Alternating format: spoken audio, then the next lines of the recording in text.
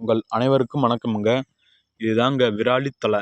இதுக்கு எதுக்கு பயன்படுத்துகிறாங்கன்னா, இது வந்து அடிபட்டிருக்கு பார்த்தீங்களா, அடிபட்டிருக்க இடத்துல வந்து இந்த இலைய பறித்து நல்லெண்ணெயில் வதக்கி அந்த இடத்துல வந்து அடிபட்ட இடத்துல வந்து இலைய வச்சிங்கன்னா அந்த வீக்கம் குறையுங்க. அதே மாதிரி இந்த கீழே உதிர்ந்து கிடக்குது பார்த்தீங்களா, இந்த இலைய வந்து இப்படி கையில் அள்ளி இப்படி தனியாக வச்சு இந்த இலையில வந்து தீயை பொருத்தி விட்டுறணும். பொருத்தி விட்டு இதில் கருக்கா ஒன்று வருமுங்க.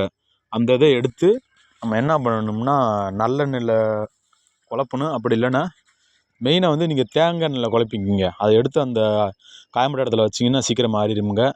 அதே மாதிரி பூளைப்பூ வேர்னு ஒன்று இருக்குதுங்க.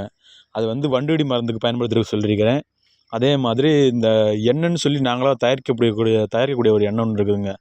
அந்த எண்ணெயை வந்து இந்த எலும்பு முறிவு இருக்கிற இடம், அப்படி இல்லைன்னா இந்த ஜவ்விலை இடத்துல பயன்படுத்தினீங்கன்னா எப்படிப்பட்ட முறிவாக இருந்தாலும் சரி, கால் ஒடிஞ்சிருந்தாலும் சரி, அது வந்து சரியாகும்.